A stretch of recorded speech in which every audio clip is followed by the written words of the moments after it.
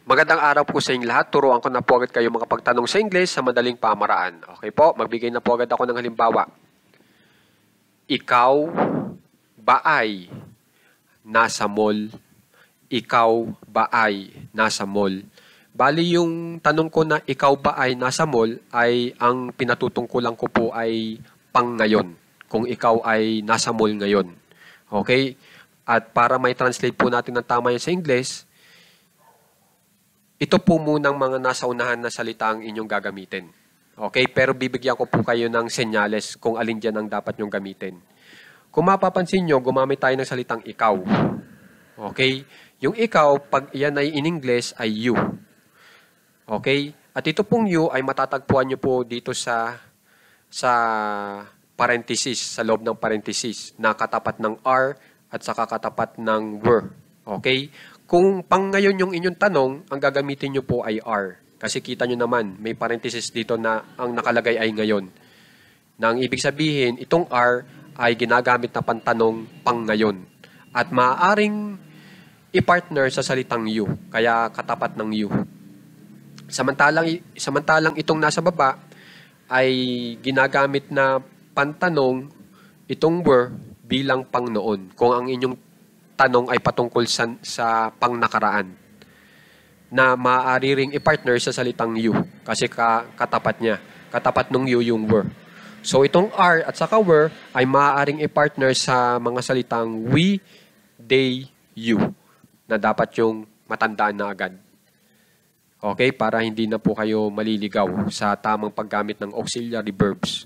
Ito po kasi mga am, is, are, was, were, mga auxiliary verbs po yan na meron pong tamang kapartner na pronoun. At ang pronouns po natin ay I, you, we, they, he, she. Okay? Tapos yung noun, ito pong si Toby. Okay? So, yung mga pronouns po natin, pag ang ginamit nyo ay I, tapos pang ngayon yung tanong nyo, am. Pero kung yung gagamitin nyo po ay I, tapos ang pantanong nyo ay pang noon, edi ito pong nasa baba, itong I, na ang katapat ay noon tapos was. Was ang gagamitin natin pang tanong sa pang nakaraan pag ay ang inyong gagamitin. Okay? So, i-translate na po natin itong ikaw ba ay nasa mall o kaya ikaw ba ay nasa mall ngayon? Kapag in English po natin yan, are you at the mall? Are you at the mall? Okay po? Subukan po natin na yung tanong po natin ay pang noon. Ikaw ba ay nasa mall noon? E di pag in-English po natin yan, were you at the mall? Were you at the mall? Okay? So ngayon, alam nyo na ang tamang paggamit po ng are at saka were. Okay? Na kung saan ay maaari natin gamitin pag ang ginamit nyo ay maalinman sa you, sa we, o they. Okay po? Bali po, itinuturo ko rin sa inyo itong paggamit ng adverbs of place na dapat yung tandaan. So, ang mga nakakabilang po sa adverbs of place na salita ay itong there, bilang nandoon, here, bilang nandito, outside, bilang nasa labas, inside, bilang nasa loob, around, bilang nasa paligid, nearby bilang nasa malapit o malapit lang.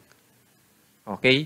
Samantala, itong prepositional phrases ay ang kabilang naman pong mga salita dyan ay itong at work bilang nasa trabaho, at home bilang nasa bahay, in the office bilang nasa opisina, at the store bilang nasa tindahan, at the mall, nasa mall, at the restaurant bilang nasa kainan. Okay? Yung prepositional phrases ay binibigyan na agad tayo ng senyales na ang ginagamit niya po para masabi yung lokasyon ay gumagamit tayo ng preposition na at, in.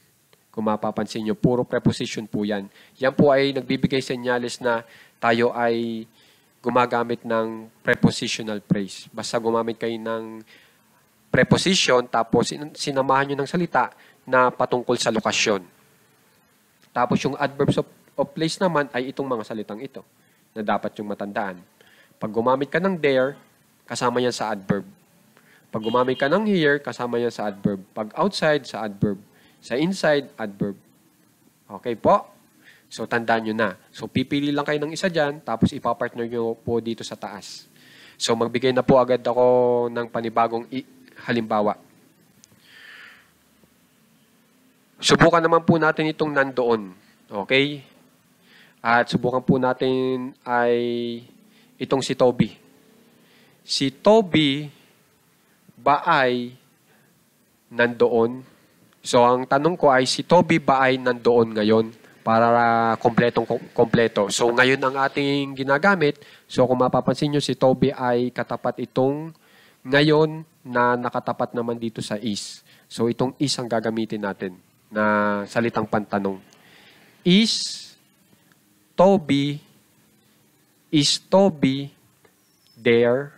Is Toby there? Si Toby ba ay nandoon? So, nakagamit na po agad tayo ng tinatawag na adverb of place na there. Okay? So, gumamit naman po tayo nitong siya. Pero ang gagamitin ko po ay lalaki. So, he. He. Okay? Pag babae ang gusto nyo, she. So, subukan natin itong he. At ang gusto kong itanong para sa he ay pang noon. So, mapapansin nyo, ito yung he, ito yung noon na salita, was ang naging katapat. So, was ang gagamitin natin para sa he. Okay? At ang ating gagamitin dito ay subukan po nating nasa bahay. Prepositional phrase naman. Siya ba ay nasa bahay? Siya ba ay nasa bahay? Kapag in-English po natin yan, tapos gusto nating itanong na kung siya ay nasa bahay noong panahon na iyon, ay was he at home? Was he at home? Okay po? Bali, dapat din nyo pong tandaan ang auxiliary verbs po na am, is, are, was, were. Kapag yan ay nilagay sa unahan, ay ibig sabihin yan ay bumubuo po tayo ng tanong sa English. Kaya kung mapapansin nyo, itong am, is, are, was, were ay nasa unahan.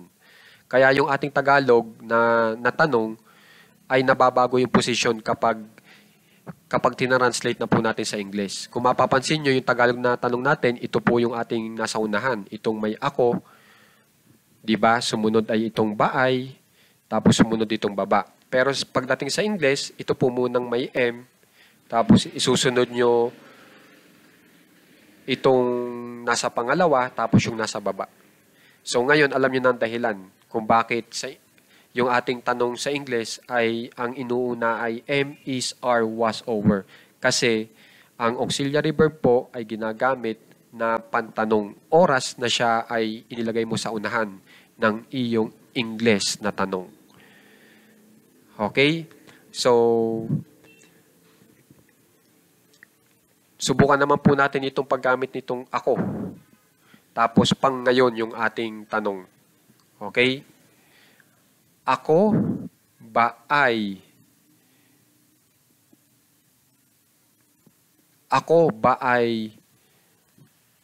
nasa malapit? Ako ba ay nasa malapit ngayon? Kapag in English po natin yan, am I nearby? Am I nearby? Okay? Pag ang gusto nyo naman itanong ay, ako ba ay nasa malapit noon? E di, was I nearby? Was I nearby? Okay, so kung mapapansin nyo, ang daling magtanong. Basta gamitin nyo lang itong pattern natin. Okay po? So, sana makikitandaan po itong mga adverbs of place na gamit, itong prepositional phrases na gamit din po. Okay? At saka itong may ngayon at noon. Tandaan nyo na. At saka yung mga tamang pagpapartner ng mga salita. Okay? Pag ang ginamit nyo ay si Toby, pwede nyo i-partner itong is. Okay? Ngayon, may magtatanong dyan, anong ipapartner dito kay Toby pag pang noon? E di itong may kasamahan ng nitong I, he, she. Ito pong was. Hindi ko lang nailagay. Okay? So, ilagay ko lang po. Yan, nilagay ko na po. Okay? Kung may magtatanong dyan, paano pag dalawang pangalan? Pag dalawang pangalan po, ang gagamitin nyo po ay maalin man dito sa are o were. Kunyari, Mario and Luigi. Hindi itong are pang ngayon o kaya itong were na pang noon. Pero pag isang pangalan lang na partikular, was at saka is. Tapos itong M, ginagamit lang po yan para sa I. Okay? So yan yung mga dapat nyong tandaan. Okay, sa palagay ko, yan po ay magagamit nyo rin agad kasi gamit na gamit po itong mga nabubuo po nating tanong sa English. So, sana po may pag-aralan ng maigi at maraming salamat po sa mga nagsasubscribe para matulungan ng ating channel at may maintain po itong page po nating ito. At saka sa mga nag-share, maraming salamat po para makita naman ng iba. Okay? Maraming salamat din po sa mga nagla-like at saka nagpupuso. Maraming salamat po.